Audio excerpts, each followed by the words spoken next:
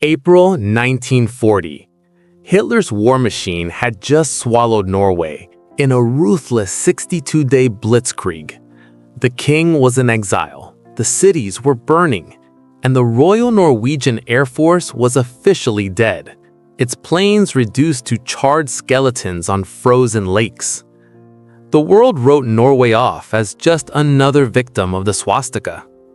But thousands of miles away, in the quiet, snowy wilderness of Canada, a ghost kingdom was being born. Young men who had escaped Nazi patrols in rowing boats and stolen planes were gathering at a small, fog-shrouded airport in Toronto. They had no country, no uniforms, and no wings. But they had a secret pact with Canada. This wasn't just a military base. It was a psychological laboratory where broken refugees were transformed into Viking assassins. This is the untold story of Little Norway, the secret nation inside Canada that rebuilt a fallen kingdom from the snow up. A story of how the mother of a kingdom provided the wings that Hitler couldn't clip.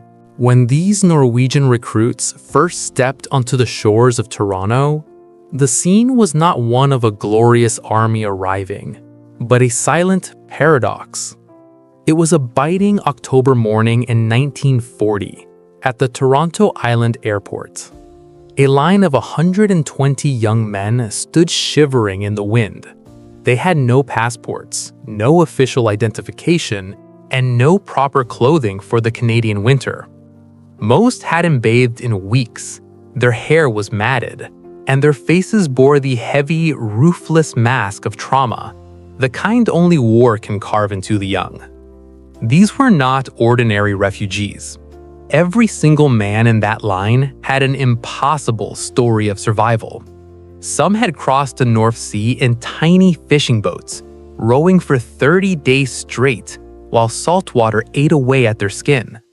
Others had trekked halfway across the globe, sneaking through occupied Russia, escaping through Japan, and crossing the Pacific via Hawaii, just to reach the safety of the Canadian snow. They were the world's first ghosts, men who officially didn't exist in the eyes of the Nazi occupiers. Canadian immigration officers were stunned. These men carried nothing but old stolen rifles or hunting knives hidden inside their coats. Then came the decision that changed history. Canadian Prime Minister Mackenzie King signed a secret decree, legally unprecedented. Canada didn't just grant these men asylum, it gave them a sovereign piece of land inside of Canada. A section of Toronto Island officially became Norway. The Norwegian flag was raised, and for the first time in North American history, a foreign military was allowed to operate under its own laws and its own language on Canadian soil. It was a psychological masterpiece. A kingdom without land had found a heart in the middle of the Great Lakes. But the real challenge was purely human. The local Toronto population viewed these men with ruthless skepticism. Fear of fifth columnists, internal spies, was at an all-time high. People whispered that these blonde, blue-eyed men might be Nazi infiltrators sent to sabotage Canadian industry. Canadian military officers subjected them to intense processing inside makeshift tents where temperatures dropped below zero.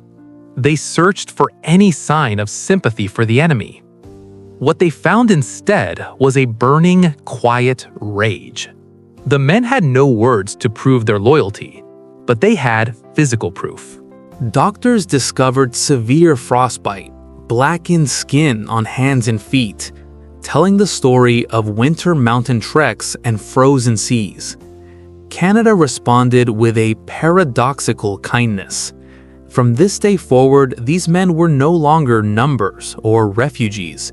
They were the founding unit of Little Norway. They were given space inside drafty hangars on Toronto Island. No beds, no heaters, no luxuries. They slept on concrete floors where aircraft were parked, using their boots as pillows. Despite the ruthless cold, not a single man complained. They spent their nights cleaning old pistols, listening for the sound of an engine. And slowly, the heart of Toronto began to melt. Food, blankets, warm clothes were left outside the hangar gates. For the first time, the Norwegian language echoed through Toronto's streets, turning a foreign military presence into a local brotherhood. But the deepest pain was invisible, a wall of silence between them and their families back home. They knew their mothers, their sisters, their fathers were living under the boots of the Gestapo in Oslo. They knew that if they failed here, Norway would be erased forever. So when the first training aircraft rolled onto the tarmac, they didn't see a machine. They saw a ticket to freedom. Canadian instructors were baffled. Men who couldn't speak English could diagnose engine failures just by feeling the vibration of the fuselage. This cold arrival was more than the end of a journey. It was the foundation of the most dangerous air force in the Allied arsenal. Canada proved something to the world. When a nation is murdered, it takes a motherly nation to bring it back to life. Canada became that mother, the soil where a fallen kingdom regrew its wings. This human paradox redefined military history. Now that they had a home, it was time to confront the physical and mental wreckage left behind by their escape across the sea. As the first winter hit the Great Lakes, the excitement of arrival was replaced by a ruthless physical reality. To Canadian military instructors, these men were prospective pilots.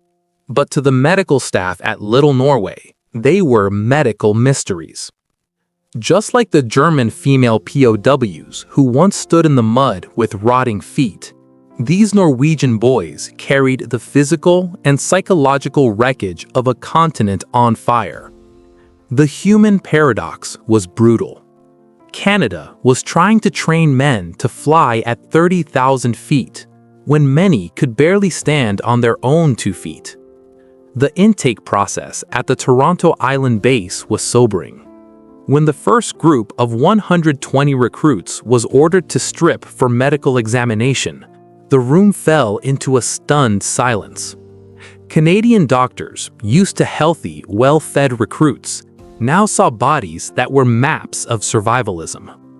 Many were the so-called Little Norwegians, men who had spent weeks in open fishing boats on the North Atlantic. Their skin wasn't just tanned, it was brined, thick, leathery, covered in salt sores that refused to heal. The most immediate ruthless threat was trench foot and frostbite. They had worn the same wet leather boots for more than a month. Their socks had literally fused with their skin. Canadian nurses had to use warm water, carbolic soap, and surgical scissors to peel the clothing away. Beneath it, skin that was white, soft, and dying. In some cases, toes had turned necrotic black. This wasn't just a setback, it was a race to save their limbs. But the physical wounds were only half the story. Psychologically, these men lived inside a vortex of trauma. In 1940, PTSD didn't exist as a term, but its symptoms were everywhere. These were boys who had watched their homes in Narvik and Oslo vaporize under Luftwaffe bombs. They had left behind mothers, sisters, fathers, now living under the ruthless gaze of the Gestapo. This created survivor's guilt, a deep crushing shame for being safe in Canada while their families suffered. Canada's response was a masterclass in psychological rehabilitation. Commanders understood something vital. If they pushed these men straight into flight training, they would break. Instead, they prescribed the Muskoka cure, a ruthless amount of calories, fresh Canadian beef, gallons of milk, eggs, foods they hadn't seen since before the invasion. They were sent into the woods, encouraged to ski, to breathe pine-scented air that felt like home. This was military medicine, healing the soul to save the soldier. One case became legend. A young recruit named Leif arrived so traumatized he could no longer speak. He sat by the hangars for hours, staring at the horizon, eyes locked on memories of burning ships in the North Sea. He wasn't punished. No court-martial, no accusations of cowardice. Instead, a Canadian nurse sat with him every day, offering nothing but hot cocoa and silence. Slowly, kindness broke the wall. Leif later became one of the most aggressive pilots in 331 Squadron, proof that patience can be the most ruthless weapon against despair. The recovery was driven by the men themselves. They were desperate to fly. They saw recovery time as stolen time. Doctors had to physically block them from the flight line. Some hid frostbitten feet. Others limped through drills just to avoid being grounded. Bandages weren't medicine. They were gear. Their goal wasn't comfort. It was to be lethal. This phase of Little Norway proved something timeless. The modern warrior is built on more than discipline. He is built on dignity. Canada didn't treat them as refugees or charity cases. They treated them as elite assets. Their spirits were forged like steel, washed, fed, and healed with calculated mercy. By the time the first group was cleared for flight training, the transformation was complete. The hollow-eyed refugees were gone. In their place stood men with iron in their veins, healed skin, restored weight, focused rage. They were no longer victims of the swastika. They were hunters. But a new paradox awaited. They had the heart, they had the health. Now they had to master the mechanical monsters of the sky, machines that spoke a language they had yet to learn. Once the bodies of these Norwegian recruits were healed, Canada faced a new, ruthless obstacle: the machine. At Little Norway, the vast majority of these men were considered unskilled. They were sons of soil and sea, farmers from inland valleys, fishermen hardened by the North Sea. Many had never driven a car. Now they were expected to master a fighter aircraft. British advisors were skeptical. They called it statistically impossible to turn a peasant fisherman into a modern fighter pilot in less than a year. But Canada was about to prove something dangerous: that mechanical intuition is a force of nature no textbook can replace. The recruits were introduced to the Fairchild PT-19 and the North American Harvard. For men who had only held nets and plows, the cockpit was a technological nightmare. A cramped space packed with more than 100 dials, switches, levers, manifold pressure, oil temperature, airspeed, altitude, all while wrestling a joystick that felt alive. One ruthless mistake, one missed fuel check, meant death in the Ontario wilderness. But here was the technical paradox. The same lives that made these men unskilled to British eyes made them natural engineers. A fisherman survived by fixing an engine in the middle of a storm. He understood vibrations, smelled burning oil, read wind and stars without a compass. Canada's instructors realized something critical. They didn't need to teach mechanics. They needed to translate sea skills into sky skills. Training became ruthless. Manuals were abandoned. Language barriers made them useless. Instead, a hands-on doctrine. A 1,200 horsepower Pratt & Whitney engine was torn apart in front of the recruits, then rebuilt, sometimes blindfolded. Deflection shooting, pure trigonometry, was taught by comparing it to harpooning a whale from a moving boat. They didn't calculate physics, they felt it. But the deepest paradox was obsession.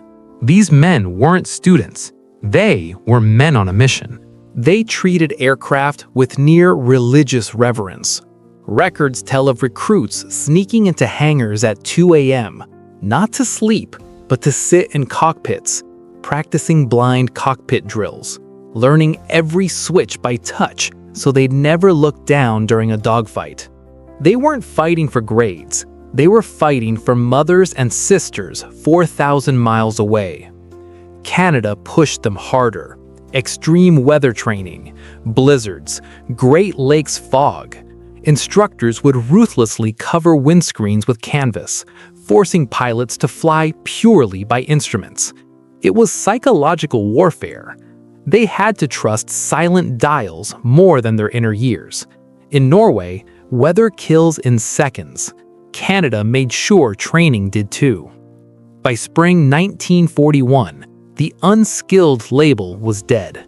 Norwegian pilots were outperforming Canadian and British recruits in gunnery and low-level navigation. They developed a signature style, contour flying, so close to the ground they vanished from early radar. This was the Viking paradox, high-tech machines guided by ancient instincts. One instructor recorded a moment that became legend. A Norwegian pilot landed with a completely severed hydraulic line.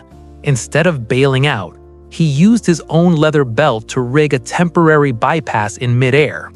When asked where he learned such a repair, he answered simply, "My father's tractor broke in the field. I fixed it, or we didn't eat." This mastery proved something final. Canada wasn't just a flight school, it was a force multiplier. It took raw Norwegian grit and forged it into a precision weapon. By graduation, these so-called unskilled engineers didn't just fly aircraft, they owned them. They were ready to leave Toronto Island, but to finish their transformation, they needed mountains. They needed home. They needed the secret of Muskoka. By 1942, the Little Norway project had outgrown Toronto. The Norwegians were no longer refugees. They were an elite force, and they needed a land that matched their ruthless spirit. They needed mountains, forests, a place that looked like the fjord-carved soul of home. They found it in the Muskoka district of Ontario, near Huntsville. What followed was a human paradox that redefined what a host nation could be. The Norwegians didn't want a military camp. They wanted a home. While governments prepared standard gray barracks, the Norwegians chose defiance. In an act of unskilled mastery, airmen who had never swung a hammer walked into the forests with axes and saws. They built Vesle Skaugum, named after the residence of Norway's crown prince. This wasn't construction, it was a psychological rebellion. Using massive Ontario red pines, they raised a village of traditional log cabins. No blueprints, only ancestral memory. Dragon heads carved into roof gables to ward off evil. Stone fireplaces so powerful, they burned through -30°C nights. To local Canadians used to modest cottages, this rising Viking fortress felt unreal. Muskoka's winter forged the bond. Locals watched as these blonde men skied through town, trained with feverish intensity. And then came the kindness. Despite wartime rationing, the people of Huntsville and Gravenhurst responded. There are stories of the mothers of Muskoka, women who realized these pilots hadn't seen their own families in years. They learned Norwegian recipes. They traded precious sugar and butter to bake krumkake and lutefisk just so these ghost pilots could taste home again. In return, off-duty Norwegians fixed farm machinery, cleared snow, helped the elderly. This wasn't occupation, it was soul-level integration. One Christmas, a Norwegian pilot whose entire family had been taken by the Gestapo was invited to a Canadian farmhouse. He sat at a table, speaking a language he barely understood, and realized something profound. His land was gone, but its people had multiplied. He wasn't a foreign soldier. He was a son. That mercy gave the pilot something priceless: peace of mind. A pilot who knows his worth can focus fully on the ruthless work of combat. But Vesle Skaugum was also built to be lethal. The wilderness became a survival laboratory. They trained for being shot down, over the North Sea, over Norwegian mountains. Recruits were dropped into Algonquin forest at night. With skis and a compass, they had to survive a week, build shelters, hunt food, prove they were ruthless enough to return. The secret of Muskoka was reverse occupation. Norwegians occupied Canadian hearts. Canadians occupied the duty of guarding the Norwegian soul. When Crown Prince Olaf visited, he didn't find refugees. He found a reborn army, living in a village they had built with their own hands. But beauty came at a price. Muskoka's lakes became a graveyard. Low-level training runs, propellers clawing snow off frozen water. One mistake, one cold air failure, and the plane would skip across ice and shatter. Today, in Huntsville Cemetery, a row of graves stands apart, marked with the Royal Norwegian Air Force crest. They died far from the fjords, but they weren't buried as foreigners. They were buried with full Canadian honors, mourned by families who had adopted them. Their blood is mixed with Ontario soil, a reminder that freedom is never a solo flight. Vesle Skaugum was more than a base. It was a sanctuary of the spirit. Those cabins were manifestos, proof that a nation can refuse to die. And as the squadrons prepared to ship out for England, they carried the Muskoka miracle with them, the knowledge that they had a home to return to, even if their own was still under the Nazi boot.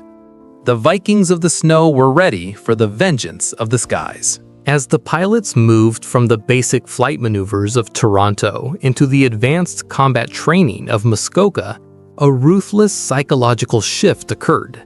They were no longer learning to fly, they were learning to kill.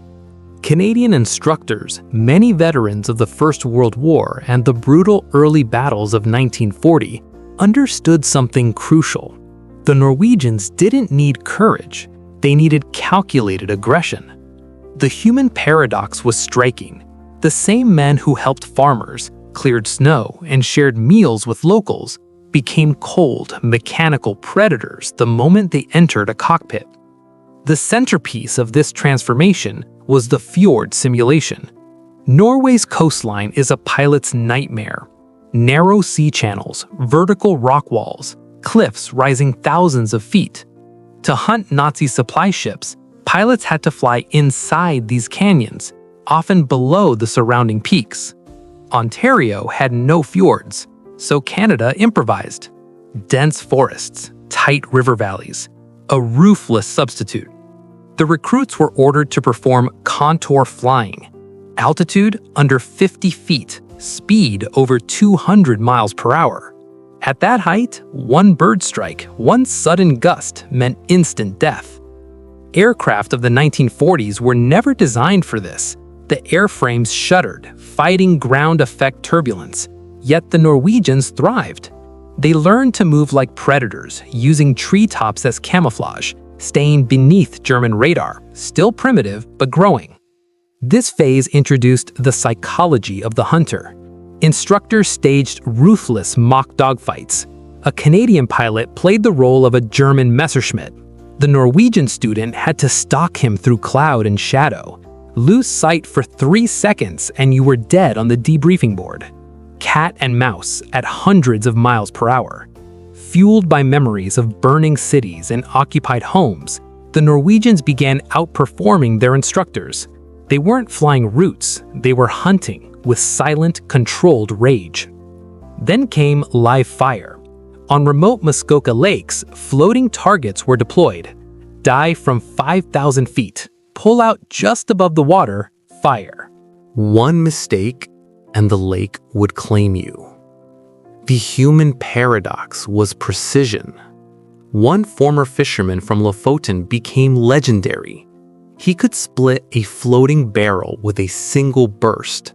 When asked how, I imagine the barrel is the U-boat that sank my brother's ship. For these men, every training round was a bullet for the Reich. But perfection came at a cost, a human cost. High G turns pulled blood from the brain. Pilots gray out, black out. No G suits in 1942. Only grunt breathing and sheer will kept them conscious. Those who failed were washed out. For these men, that word was worse than injury. It meant staying in Canada while brothers went to war. The pressure was immense, as heavy as the G-forces themselves. Then came night infiltration, total darkness, no runway lights, only instruments, and moonlight reflecting off frozen lakes. It was a test of trust. Trust in Canadian mechanics, trust in Norwegian navigators whispering coordinates. This forged a brotherhood of the dark, a bond so strong that survivors still speak of their Canadian brothers with tears in their eyes.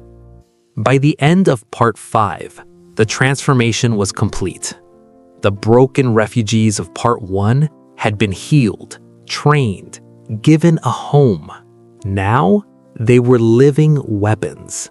They no longer feared the Nazi Luftwaffe. They were the fear. The human paradox was complete.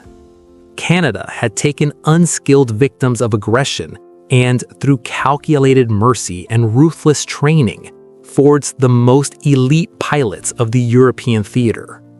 They were ready for vengeance. The next snow they would see would not be in Muskoka. It would fall over burning docks of Hamburg and occupied airfields of Oslo. The Vikings with wings were ready to go home, this time with fire in their hands. By early 1943, the Little Norwegians were no longer a secret hidden in Canadian pines.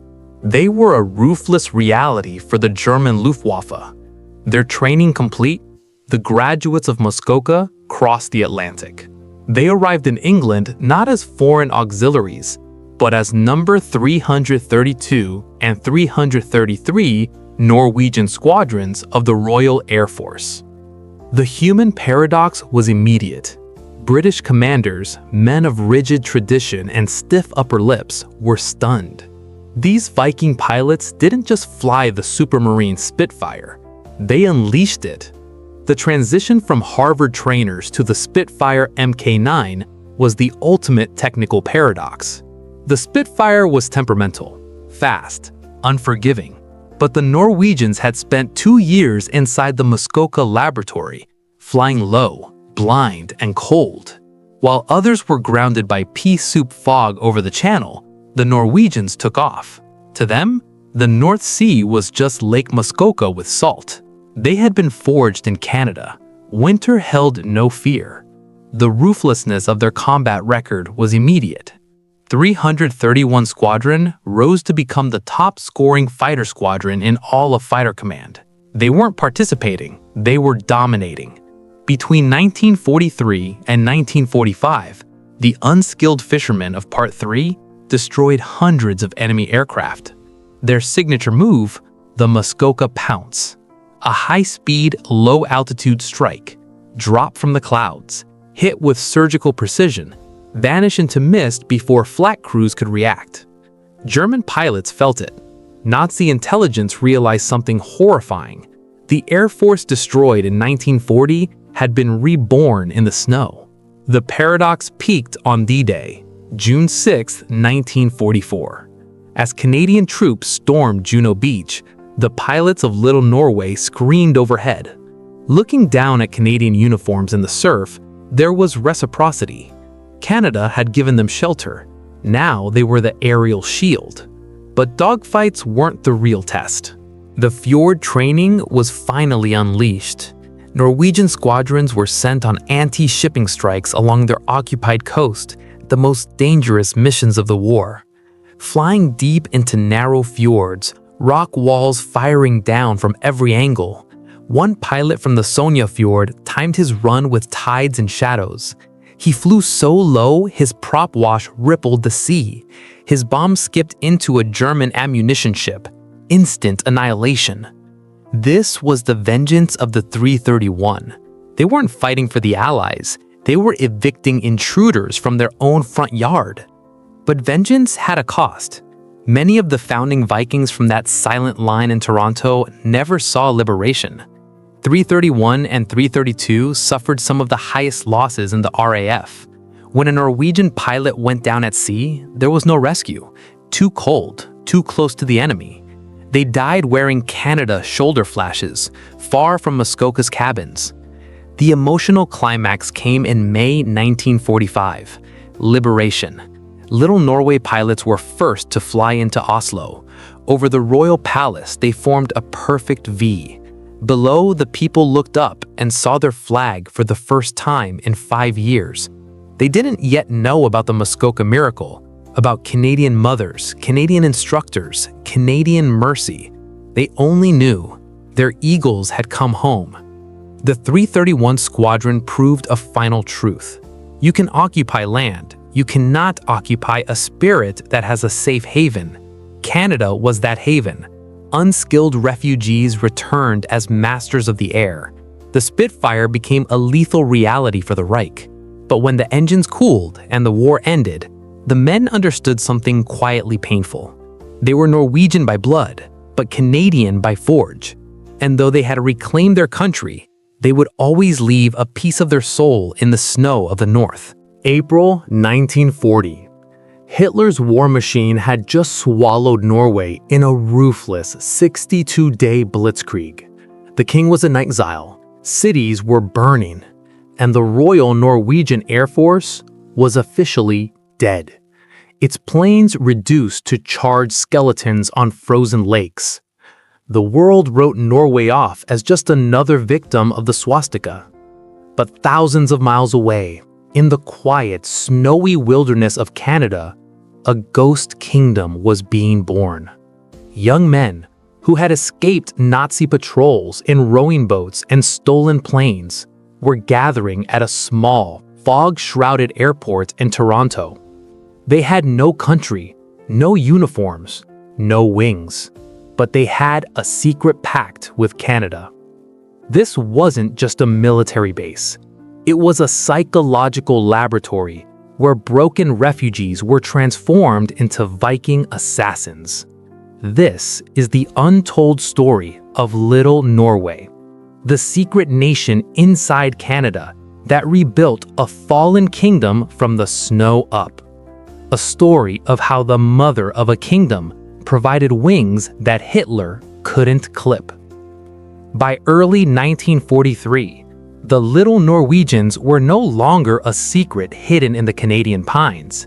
They were a ruthless reality for the German Luftwaffe. After completing the most intense flight training program in the world, the graduates of Muskoka were shipped across the Atlantic to the front lines of England. They arrived not as foreign auxiliaries, but as the 331st and 332nd Norwegian Squadrons of the Royal Air Force. The human paradox was immediate. British commanders, men of stiff upper lips and rigid tradition, were stunned by these Viking pilots. They didn't just fly their Spitfires, they flew them with a ferocity that felt almost supernatural. The transition from Canadian Harvard trainers to the Spitfire Mk9 was the ultimate technical paradox. The Spitfire was a temperamental beast, a high-speed interceptor, demanding split-second reflexes. But the Norwegians had spent 2 years inside the Muskoka laboratory, practicing low-level contour flying and extreme weather navigation. While British and American pilots were grounded by pea soup fog over the channel, the Norwegians took off without hesitation. To them, the North Sea was just a saltier version of Lake Muskoka. They had been forged in the Canadian cold, and the European winter held no fear. The ruthlessness of their combat record appeared almost instantly. 331st Squadron rose to become the top-scoring fighter squadron in all of Fighter Command. They weren't participating in the war, they were dominating the sky. Between 1943 and 1945, these so-called unskilled fishermen destroyed hundreds of enemy aircraft. Their signature move was known as the Muskoka Pounce, a high-speed, low-altitude strike perfected over Ontario forests. They dropped from the clouds, struck with surgical precision, and vanished back into the mist before German flak crews could even turn their guns. German pilots felt it. Nazi intelligence realized the Air Force they thought they had destroyed in 1940 had been reborn in the snow. The human paradox peaked on June 6, 1944, D-Day. As Canadian soldiers stormed Juno Beach, Little Norway screamed overhead. For the men in the cockpits, looking down at Canadian uniforms on the sand, there was a profound sense of reciprocity. Canada had given them a home when they were homeless. Now, they were the aerial shield protecting Canadian boys from the Luftwaffe. But it wasn't just dogfights. The fjord training was finally unleashed. Anti-shipping strikes along occupied Norway, the most dangerous missions of the war. Flying into narrow fjords, rock walls rising on both sides, while anti-aircraft fire rained down from the cliffs. One pilot, raised fishing the Sognefjord, used tide, shadow, and instinct. He flew so low, his propeller carved a rooster tail across the water. He skipped his bombs into a German ammunition ship. It vaporized instantly. This was the vengeance of the 331. They weren't fighting for the Allies. They were evicting invaders from their own front yards. The cost was brutal. Many of the founding Vikings never saw liberation. 331 and 332 suffered among the highest casualty rates in the RAF. When a Norwegian pilot went down at sea, there was no rescue. The water was too cold, the enemy too close. They died wearing Canada's shoulder flashes, far from Muskoka's log cabins. May 1945. The war ends. Little Norway is given the honor of flying first into liberated Oslo. V formation over the royal palace. The people look up and see their colors for the first time in 5 years. They didn't know about Muskoka. They didn't know about Canadian mothers or ruthless instructors. They only knew their eagles had come home. You can occupy a country, but you cannot occupy its spirit if it has a safe haven. Canada was that haven. The refugees returned as masters of the air, Norwegian by blood, Canadian by forge. And though they won their country back, they would always leave a piece of their soul in the snow of Muskoka. 1945. The engines fade. Little Norway dissolves. Toronto Island returns to Canada. Vesle Skaugum falls silent. Pilots pack their bags, leaving dragon heads, pine-scented rooms, and sanctuary behind. But Norway never truly left Canada.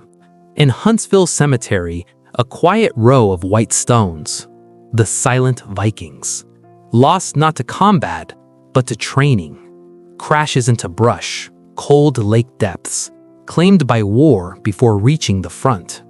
And for 80 years, Canadian families have guarded those graves. Every May 17th, not foreign soldiers, but their boys. Cabins were gifted, moved, rebuilt. Legion halls, community centers, wood carved by hands that never came home. Resistance embedded in timber. At Bathurst Street, Little Norway Park. Children play, dogs run. A plaque, a propeller. All that remains of a secret kingdom. Final truth. Canada didn't just build an air force, it rebuilt human dignity.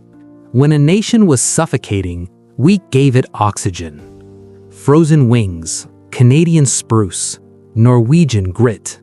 They flew home long ago, but their shadow still stretches across the snow of Muskoka. An unbreakable brotherhood.